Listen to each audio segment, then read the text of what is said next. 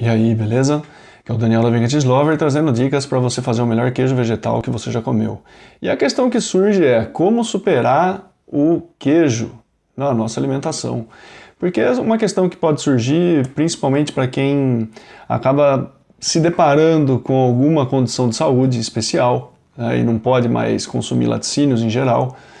E também pessoas que querem parar com produtos de origem animal, mas o queijo ele acaba sendo o calcanhar de Aquiles. Ele é, sem dúvida nenhuma, se você perguntar para 10 pessoas que pararam com qualquer produto que tenha origem animal, talvez 7 vão te dizer que o queijo foi o mais difícil de parar, ou foi o último que parou, alguma coisa assim. E isso tem um porquê. E tem um porquê químico em relação a isso até. Porque o queijo, o queijo é um leite animal que vai ser coalhado, vai ser fermentado e eventualmente maturado. E é aí que a mágica funciona. Porque no processo de fermentação de um queijo, alguns compostos, algumas moléculas, elas vão ser transformadas, tá? E dentre os compostos do leite, a gente tem uma proteína que ela é muito especial. Ela, assim, é meio que exclusivamente encontrada no queijo, tá? Por conta do leite. Ela está no leite e aí ela é transformada no queijo. Essa proteína é chamada caseína. E a caseína, no processo de fermentação, as bactérias láticas elas vão transformar essa proteína em um outro composto chamado de casomorfina. Olha só o nome. Ele já liga a substâncias que são da família opiácea. E é justamente isso. Ou seja, os nossos receptores, que a gente tem no cérebro, tem receptores que, da mesma forma que opiáceos, ou substâncias oriundas de ópio, eles se conectam com esses receptores, também caseimorfina ela se conecta com esses receptores. Tá? E daí o que acontece? Acontece que a gente acaba tendo uma cascata de produções hormonais e tal em vista disso, e o hormônio da felicidade ele acaba sendo produzido também. Esse é que é o grande ponto. Ou seja, quando o queijo ele é consumido, quimicamente o seu corpo ele vai produzir uma sensação de bem-estar, de conforto, de legal, de alguma coisa bacana que aconteceu. E isso é químico. Tá? Então por isso que é uma das coisas mais difíceis de largar. Agora, nem tudo é impossível nesse mundo. Tá? Eu acho assim que para pessoas que têm alguma condição de saúde, qual seja uma intolerância à lactose ou uma alergia à proteína do leite, alguma coisa assim, acaba assim, sendo mais fácil, entre aspas, porque não tem opção. Ou para com isso, ou vai passar mal. É mais fácil nesse sentido, não que vá levar uma vida fácil, claro que não. Num primeiro momento, não. Mas essa questão, ela para pessoas que não têm uma condição de saúde, que necessite parar com laticínios, ou seja algo mais ideológico, isso daí já pode ser um pouco mais complicado, porque aquilo lá que estava pensado para agora, na segunda-feira eu começo, e segunda-feira vira ano que vem, que vira o próximo ano, depois o carnaval vai, aí depois, não, nas férias, aí sim que vai, depois, já está chegando o fim do ano mesmo, deixa para o ano que vem. Enfim, é uma realidade que pode não chegar, mas, é o que então? É falta não é falta de nada. Essa é a questão. O negócio é químico e algumas pessoas sentem mais do que outras. Esse é o ponto. Os corpos eles são diferentes e as sensibilidades também são diferentes. Portanto, tem gente que vai sentir uma falta um pouco maior do que outra pessoa. E até aí estamos falando de situações de corpo diferente, né? Biologia diferente, não tem muito que apontar o dedo e falar, você não tem força de vontade. Não, eu acho que a conversa não deveria ir por aí. Tá? O fato é que existe sim essa situação química que o nosso corpo interage com os compostos do queijo, tá? Traz um tipo de adição por conta desse estado que ele proporciona, e você largar isso acaba sendo uma situação para ser lidada, né, com esse apego, vamos dizer assim, que é gerado em relação ao queijo.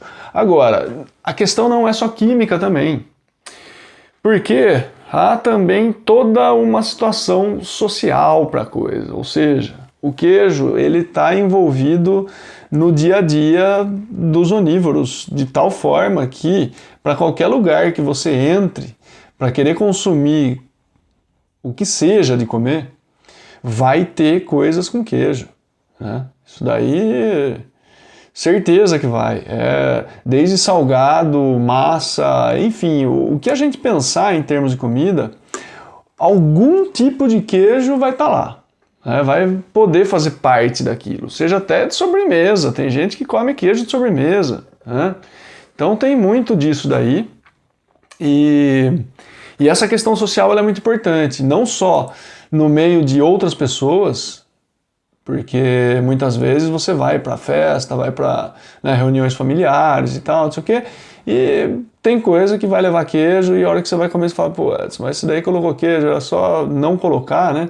Mas essa questão social ela está atrelada também à questão química. Por que a família ia deixar de colocar o queijo, sendo que a maioria ia gostar de consumir porque você não consome, né? Então é uma situação meio complicada aí, essa parte social, mas também a coisa começa a entrar na nossa mente. Tá? Esse é que é o ponto. Porque a gente passa anos da nossa vida, estou pegando em situações ideais, tá? E vou falar por mim. Eu passei anos da minha vida consumindo queijo. Eu parei de comer queijo há 15 anos, mas uma boa parte da minha vida eu passei comendo queijo, tá? Então, isso daí tá, assim, a minha mente, no momento que eu parei de comer queijo, ela tava, assim, totalmente voltada para esses produtos que continham queijo e tal, inclusive para eu fazer qualquer coisa para comer. O queijo ele era muito fácil, né? Porque ele, assim, a gente tem aquela ideia de que o queijo vai alimentar. Então, quantas vezes aquela coisa rápida era um pão com queijo e pronto, né?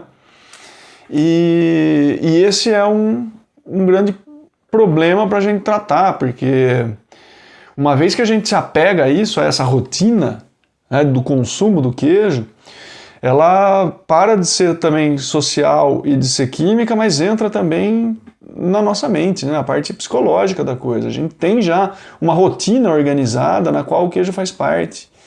Então, para a gente lidar com isso e superar o queijo, tem como fazer isso da pior forma possível, que é ficar passando vontade, né? E tem da melhor forma possível, que é contornar com substituições. Tá? E o intuito desse vídeo aqui é justamente trabalhar nesse ponto.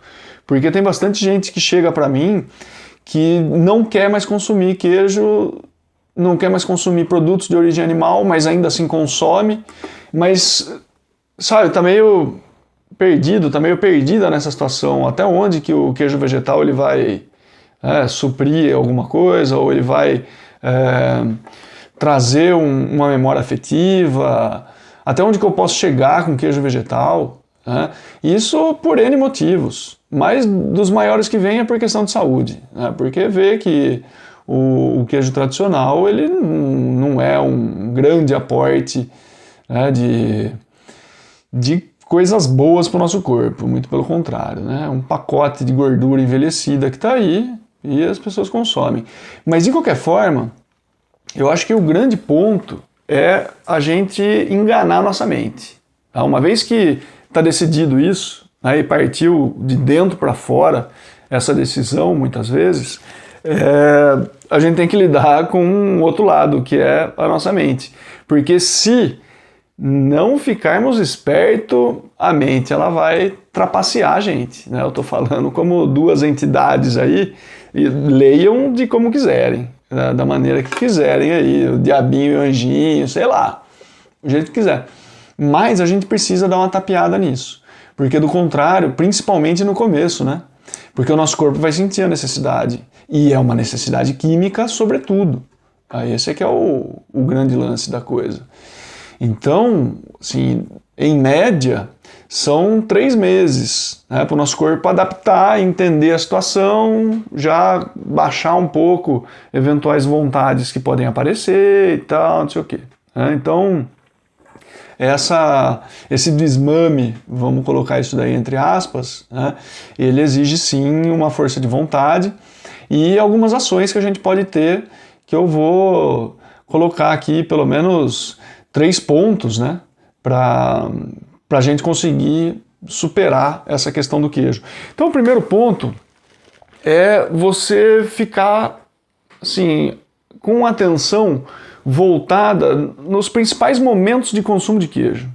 Eu acho que esse é o principal ponto. Para mim, por exemplo, como eu falei, pão com queijo era assim, super rápido, eu comia bastante, né? Pão, queijo e ovo. Fritava um ovo ali, colocava queijo em cima, pão, e isso daí, na época da minha faculdade, nossa senhora, salvou muito, né? Aquela coisa rápida para entre aula e trabalho, comia um negócio desse aí e já estava pronto, né? Depois, na hora que voltava à noite no trabalho, eu via o que fazia. Mas enfim, isso daí na minha vida era um momento que acontecia, né, muito fácil. Então, uma vez que você identifica esses momentos, e não precisa mapear tudo, não, eu acho que 2, 3 momentos principais, eu acho que já vale a pena. Né? E isso daí diz respeito também até em relação à memória afetiva. Por exemplo, assim, para mim, tinha uma questão muito forte em relação àquele queijo tipo faixa azul, né? Porque na minha infância era meio de lei, assim, todo domingo eu ia para casa do meu avô e ia ter um almoço lá, e fatalmente era macarrão, né? Aquele macarrão com molho vermelho, e o queijo faixa azul ele estava sempre ali, né? E isso me marcou de alguma maneira.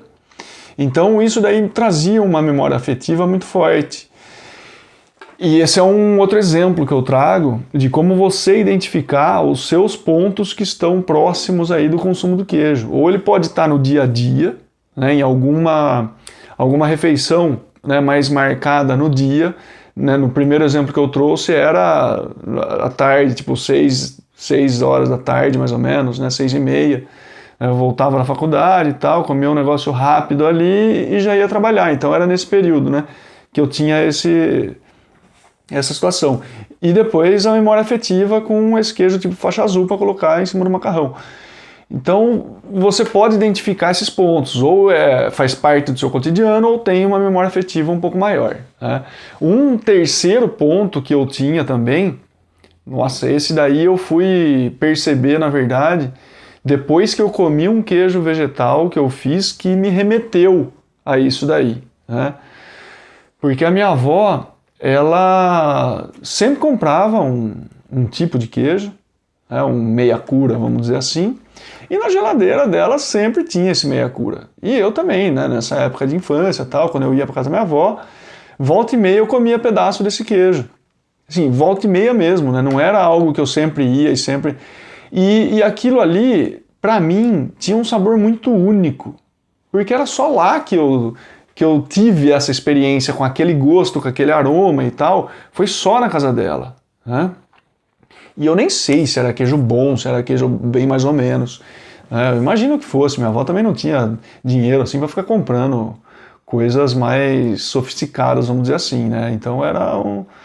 Mas teve uma vez que eu fiz um queijo vegetal e quando eu comi, mas na hora me remeteu para esse tempo. Né? Então fui perceber só depois. Mas enfim, o importante é você identificar esses pontos primeiro. Porque uma vez que você identifica esses pontos, por conseguinte, vai ser identificado também os tipos de queijo vegetal que mais estão próximos de você, tá? Que mais você tem apego, vamos dizer assim. E isso daí a gente já começa a entrar mais para a parte social da coisa, tá? Para a parte sociopsicológica, vamos dizer assim, ou psicossocial da coisa, tá? Porque a parte química os queijos vão ter, né? Qualquer que seja.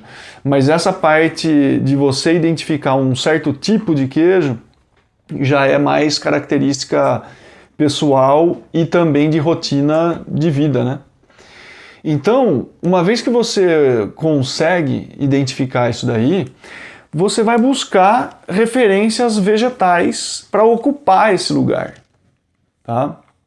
É isso que precisava acontecer. Agora, esse buscar referências vegetais pode ser uma situação meio capciosa também, porque você fala, tá bom então, vamos supor, né, uma mussarela para derreter em cima de uma torrada, sei lá, alguma coisa assim, né? Fazer um sanduíche de queijo, vamos pegar esse exemplo meu aí, fazer um sanduíche de queijo. Então precisava de algum que fosse meio mussarela. Aí o que você vai fazer? A primeira coisa que vem à mente é, vou comprar um queijo vegetal e vou experimentar, né? E aí que o negócio pode ficar meio estranho, porque você pode ter na sua cabeça uma ideia de que o queijo vegetal ele está ali e ele vai substituir o queijo tradicional, e se aquilo lá não ficar bom, é o queijo vegetal que não é gostoso, tá? Ou seja, é diferente o pensamento, pelo menos eu vejo dessa forma, que ele aparece meio diferente de se você comer um queijo tradicional e não gostar e falar assim, não, esse queijo eu não gosto. Você percebe a diferença? Porque quando você adentra esse universo dos queijos vegetais e consome o primeiro ou algum queijo vegetal que você não gostou ou tem uma textura meio estranha, tal, você fala, ixi, queijo vegetal, aí você já coloca generalizado a coisa, né? Não é para mim. Então, esse é um ponto de atenção muito grande, tá? Que é primeiro a gente perceber que os queijos vegetais eles são bem diversos. Em relação à marca, existem várias marcas no mercado. E eu estou dizendo, desde marcas bem industriais, que faz e vende barato, bastante e tal, né, com um grupo de ingredientes característicos desse tipo de queijo vegetal, assim como tem também algumas pequenas empresas que já fazem algo um pouco mais elaborado, já o preço já começa a subir um pouco mais, justamente por ser produto mais elaborado, né, ter um tempo de produção um pouco maior, ter ingredientes que não estão nesses queijos vegetais mais baratos, né? Só para ter uma ideia, né, um exemplo disso daí, essas grandes indústrias, elas fazem uma base de água, amido, óleo de coco e depois saborizante, conservante, alguma coisa assim, né? Mas o grosso da coisa é água, amido e óleo de coco, tá? Essas pequenas empresas e também um comércio mais local, vamos dizer assim, né, de pequenos produtores, já vão usar uma base de castanha. Castanha de caju, por exemplo, é a mais utilizada. Agora, você vê a diferença de preço dessa mistura de água, amido e óleo de coco e castanha de caju? Tem uma diferença no preço muito grande, né? E isso também vai ter outras diferenças no resultado final e tal, mas também no momento que você vai consumir. Ou seja, eu não estou querendo dizer aqui, então esses queijos vegetais de indústria, eles são ruins e eu não vou nem comprar então, eu só vou comprar esses mais gourmetizados ou mais artesanais e tal, não sei o quê, porque esses sim são bons. Não é isso que eu estou falando, tá? O que eu estou falando primeiro é que tem uma grande diversidade sendo oferecida para a gente. Depois, dentro dessa diversidade, para cada tipo de queijo vegetal que a gente vai perceber, tem também marcas diferentes, com composições diferentes, com ingredientes diferentes. Então, é muito complicado você tomar um exemplo e generalizar isso, né? É possível disso acontecer para algumas pessoas, mas alertando você para que isso não aconteça, né? E o próprio processo que a gente tem de de mudança, né? A mudança de um paradigma, a mudança de um modelo, está acostumado por décadas ou anos a consumir isso daqui, agora vai ter que voltar seu olhar, sua alimentação para um outro caminho. Isso daí, assim, é uma transformação de como você vai enxergar o mundo. Você não pode esperar de um queijo vegetal a mesma coisa, exatamente igual um queijo tradicional. Não, é coisa diferente. É coisa diferente, mas que se aproximam. Ainda mais pensando em tipos de queijo vegetal que eles seguem o processo de produção do queijo tradicional. E eles estão muito mais próximos ainda. Tá?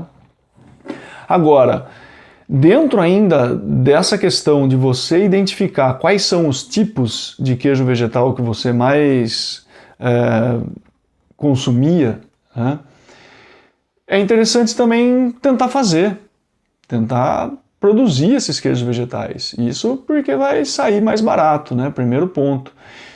Mas agora, para essa questão você pode dizer, não, mas eu não quero produzir, eu quero só comprar. Tudo bem, mas saiba que as suas opções elas serão bem limitadas em vista do que o universo dos queijos vegetais pode oferecer. Tá? E isso principalmente em relação a esse terceiro ponto que eu queria falar agora, que é em relação à fermentação. Porque quando a gente sai para comprar algum queijo vegetal, o que mais a gente encontra disponível?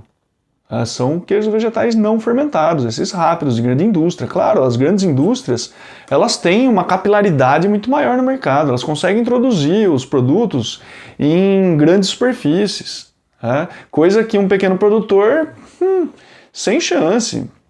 Então, essa é uma questão. E outra coisa, quando a gente fala de um produto fermentado, ele é um produto vivo, ele tem uma curva de conservação, vamos dizer assim.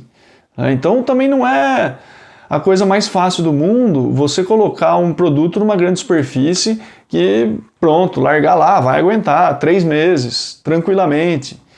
Não é bem assim que a coisa funciona. Pode funcionar dessa forma, mas são poucos os exemplares que estão disponíveis nessas condições. Existem técnicas para você conservar o seu, de tal forma que ele aguente sim, mesmo fermentado, vivo, tal, por 3 meses, por mais. Eu já cheguei a abrir queijo vegetal meu de 1 ano, de cura, um pouco mais de 1 ano. E estava maravilhoso. Claro que tinha, assim, ponto de conversa, mas assim, não estava estragado, estava longe disso, tinha evoluído bastante. Então é possível isso. Mas os queijos vegetais fermentados, esses sim que têm um potencial muito grande de se aproximar dos queijos tradicionais. Ou seja, se você busca o sabor do queijo, aí tem 2 grandes caminhos a seguir. Ou esses comprados industriais que levam aromatizantes, que levam saborizantes, ou seja, aquele aroma natural idêntico ao queijo. Tá lá. Você sabe o que é? Tá escrito isso só, né? Então é alguma coisa ali. Agora, tem um outro grupo de sabores que eles são produzidos naturalmente pelas bactérias. E olha só que interessante, as mesmas bactérias que estão produzindo sabores no queijo tradicional, elas podem produzir os mesmos sabores no queijo vegetal. É claro que, como são matrizes diferentes, de carboidrato principalmente para essas bactérias, pode ser que não seja exatamente o mesmo sabor, mas vai lembrar muito bem. Tá? Sim, é possível você fazer um levantamento, por exemplo, esse pelo menos é o processo que eu costumo fazer e vou abrir o jogo aqui com vocês como é que eu faço. Tá? Eu pego, assim, você pegar os queijos tradicionais, tá? Os tipos de queijos tradicionais, e aí você vai um pouco mais a fundo para saber qual é o micro-organismo característico que produz aquele tipo de queijo. E daí o que você vai fazer? Você vai identificar a versão desse micro-organismo para o queijo vegetal. Tá? Hoje em dia está muito fácil comprar, muito fácil, né? Hoje em dia está menos difícil de comprar esses micro-organismos. Tem bastante empresa já, ou algumas empresas que estão produzindo isso já de maneira vegana e sendo comercializado e divulgado como cultura vegana. Isso daí não é difícil de aparecer em qualquer site de busca. Se você colocar cultura, queijo vegano, vai aparecer alguma empresa que já tem alguns micro-organismos desse. E aí depois é tentar chegar junto, né? Tentar chegar perto. Por exemplo, para você fazer um queijo tipo labiné, vamos dizer assim, né? Que é aquele queijo tradicionalmente árabe, ele é feito a partir do iogurte. Então primeiro você faz o iogurte, depois você faz esse tipo labiné. E aí a fermentação do iogurte ela é feita pelo Lactobacillus bulgaricus e o Streptococcus thermophilus. Esse daí é a grande dupla que está fermentando o leite, no caso o leite vegetal, para transformar em iogurte, para depois ele virar um queijo tipo labiné vegetal. Vai estar próximo do original? É a versão mais próxima que você vai conseguir fazer. Porque em termos de sabor, pode esperar que vai estar assim, bem próximo mesmo. Tá? Você já deve ter percebido que existe um queijo tipo Roquefort, que é aquele queijo azul, que tem uma capa azul e tal, a hora que você corta ele, tem veias azuis por dentro também, de verde, azul e tal, tipo gorgonzola, ele também faz parte desse grupo dos queijos mofados, né, queijos azuis e tal. Mas enfim, isso daí só é possível pelo Penicillium roquefort, que é um fungo que faz isso acontecer. E aí, qual que é o lance? Tem como fazer isso em casa? Tem, claro que tem. E para a gente fazer um queijo vegetal desse, você vai precisar, primeiro, esse Penicillium roquefort ele não fermenta a sua massa vegetal da mesma maneira que as bactérias láticas vão fermentar. Tá? Isso é importante dizer, porque ele não entra sozinho na massa, ele precisa entrar com alguma bactéria lática. Então, assim, o grande clássico para esse tipo de queijo é o Lactococcus lactis lactis e o Lactococcus lactis cremoris. São esses dois, essa dupla aí também que aparece bastante. E depois, para o Roquefort, tem bastante exemplo que acaba usando uma espécie de Lactococcus que é o diacetilactis. O Lactococcus lactis biovar diacetilactis. É isso.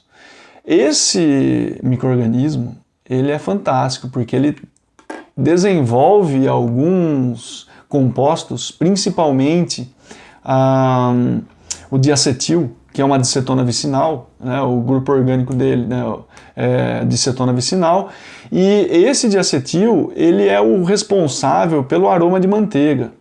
Então, quando você tem um Roquefort que numa descrição dele ele traz que tem um sabor mais amanteigado e tal, o diacetilactis estava lá. E é possível você usar o diacetilactis para produzir o seu tipo Roquefort vegetal. Tá? E, obviamente, o Penicillium roquefort ele precisa também fazer parte disso. E aí, você vai ter um tipo Roquefort que vai ser igual o Roquefort tradicional? Então, igual não vai. É a mesma coisa você pensar, se eu produzir um tipo Roquefort no Brasil e pegar um francês, vai ser igual? Não vai ser igual. Né? Tem lá suas pequenas diferenças. E essa versão vegetal também vai ter lá a sua diferença, né? Então, com isso, eu quero dizer que não se apegue ao que está sendo já cristalizado pelo mercado. Inclusive, os queijos vegetais vendidos, eles tentam agradar a gregos e troianos. Então, dificilmente você vai achar um queijo vegetal com um sabor mais intenso, com um sabor mais forte. Mas, na sua casa, é possível você produzir um queijo vegetal com sabor bem intenso. tá? Principalmente se você usa uma levedura chamada Brevibacterium linens. Essa daí é que dá aquele tom de chulé no queijo até. Né? E fica fantástico para quem gosta, né? E isso daí já leva uns pelo menos 3 meses para desenvolver, tá? Com 6 meses tá forte assim o aroma, tá um aromão interessante, né? E esse é um outro ponto. Onde que você vai achar um queijo vegetal que foi curado por 6 meses? Se não for na sua casa, se não for aqui em casa, se não for na casa de quem está produzindo isso, eu não sei onde encontrar. Eu até queria encontrar, né? Mais por curiosidade, para consumir uma coisa dessa feita por outra pessoa, porque até agora tenho consumido muito mais o que eu tenho feito do que... porque não tem, né, para comprar. Então, o fato de você começar a fazer o seu queijo vegetal, isso daí implica em uma diversidade bem maior do que está disponível no mercado. Tá?